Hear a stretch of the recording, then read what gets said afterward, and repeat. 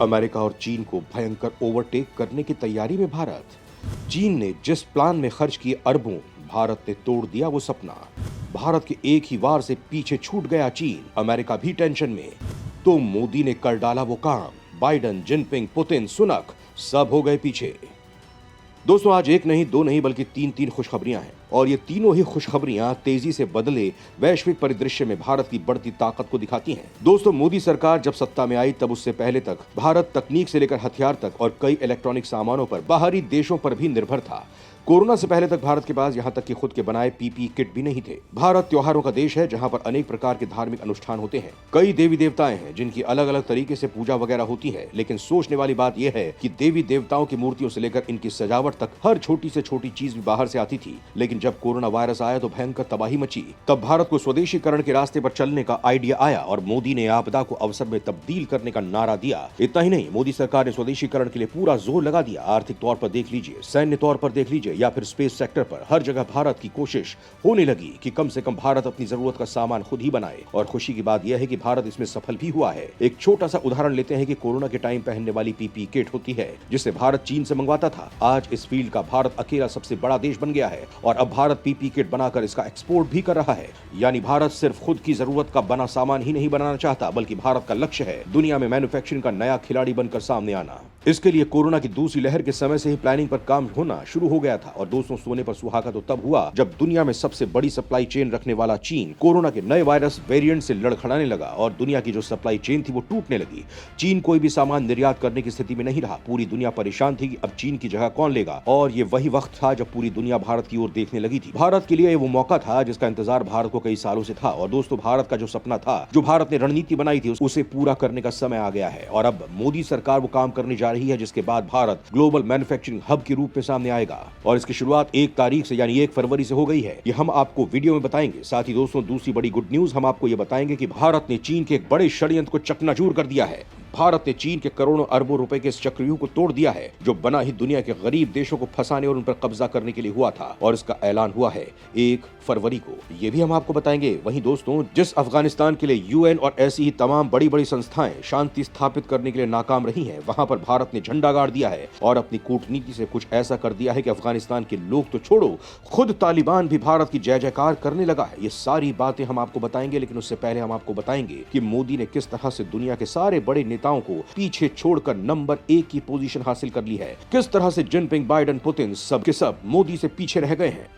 PM Modi ने पूरी दुनिया में बजवाया डंका, तमाम राष्ट्राध्यक्षों बाइडेन, मैक्रोन, सुनक को पछाड़ा। दोस्तों, तमाम बड़ी खुशखबरियों की बात करने से पहले हम आपको बताते हैं मोदी की एक उपलब्धि। दरअसल दोस्तों, दुनिया के सबसे बड़े लोकतंत्र यानी भारत के पीएम मोदी ने इतिहास रच दिया है। मोदी ने लोकप्रियता के मामले में 22 देशों के दिग्गज नेताओं को पीछे छोड़ दिया और ऐसा करने वाले मोदी दुनिया के पहले नेता बन गए हैं। एक बड़ा सर्वे हुआ है और इस सर्वे के मुताबिक पीएम मोदी को वयस्क आबादी में 78% अप्रूवल रेटिंग मिली है जो नंबर 1 पर है। और पीएम मोदी के बाद मेक्सिको के राष्ट्रपति लोपेज ओब्राडोर को दूसरे नंबर पर जगह मिली है। उन्हें 68% वयस्कों ने अपनी पहली पसंद बताया है। और बात करें तीसरे नंबर की, इसी सूची में तीसरे नंबर पर स्विट्जरलैंड के राष्ट्रपति अलन बेरसेट हैं जिन्हें 62% अप्रूवल रेटिंग मिली है। इस सर्वे में कहा गया है कि मोदी की लोकप्रियता लगातार बढ़ती जा रही है और मोदी दुनिया के ग्लोबल लीडर बनकर उभरे हैं। यह सर्वे किया है अमेरिका की एक बड़ी कंपनी मॉर्निंग कंसल्ट ने। इस सूची में ऑस्ट्रेलिया के पीएम एंथनी एल्बानीज को 58% रेटिंग के साथ चौथी और ब्राजील की राष्ट्रपति ल्यूला डिसिल्वा को 50% रेटिंग के साथ 5वां स्थान मिला है। आप कहेंगे राष्ट्रपति बाइडेन का क्या हुआ?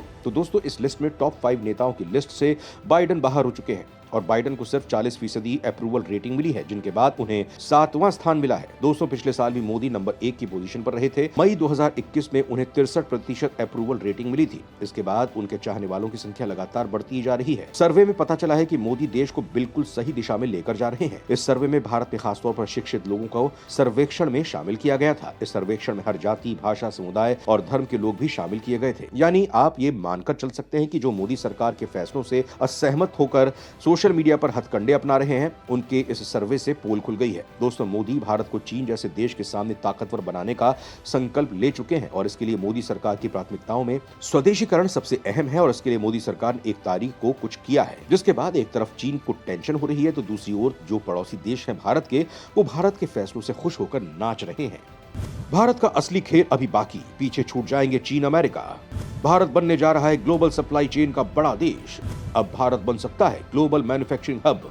दोस्तों, जैसा कि हमने आपको ऊपर बताया कि इस वक्त चीन की विस्तारवादी नीति और कोरोना वायरस जैसे घातक संकट में फांसने पर पूरी दुनिया चीन के खिलाफ हो चुकी है और यही कारण है कि दुनिया भर की जो बड़ी बड़ी कंपनियां हैं वो चीन से छुटकारा पाना चाहती हैं और एक ऐसे देश में अपना प्लांट लगाना चाहती हैं जो भरोसेमंद हो। और ऐसी कंपनियों की नजर भारत के अलावा कोई दूसरा देश नहीं है। इसके अलावा भारत में निवेश करने के लिए मोदी सरकार पूरा सपोर्ट देने का फैसला कर चुकी है, क्योंकि भारत का सपना है ग्लोबल मैन्युफैक्चरिंग हब बनने का। पूरी दुनिया में भारत सामान एक्सपोर्ट करना चाहता है और इसी दिशा में भारत ने अपने कदम बढ़ा भी दिए हैं। 1 फरवरी को वित्त मंत्री निर्मला सीतारमण ने बजट में ऐलान किया है कि आने वाले साल में विनिर्माण क्षेत्र को बढ़ाकर सकल घरेलू उत्पाद यानी जीडीपी के 25% तक करने का टारगेट रखा है। इसका मतलब देश की टोटल जीडीपी का 25% भारत विनिर्माण क्षेत्र में इन्वेस्ट करने की ओर बढ़ रहा है, जो वर्तमान में सिर्फ 15 से 16% है। ये बहुत बड़ा प्रोजेक्ट है और इसके लिए मोदी सरकार बड़ी योजना के साथ काम कर रही है और इसके लिए बाकायदा मेक इन इंडिया 2.0 लाया जा रहा है। इसके लिए 27 ऐसे क्षेत्रों को चिन्हित किया गया है जो भारत को ग्लोबल मैन्युफैक्चरिंग हब बनने में बड़ी भूमिका निभाएंगे और इन क्षेत्रों में 15 विनिर्माण से जुड़े हैं, यानी इनका पूरी तरह से भारत में तैयार करके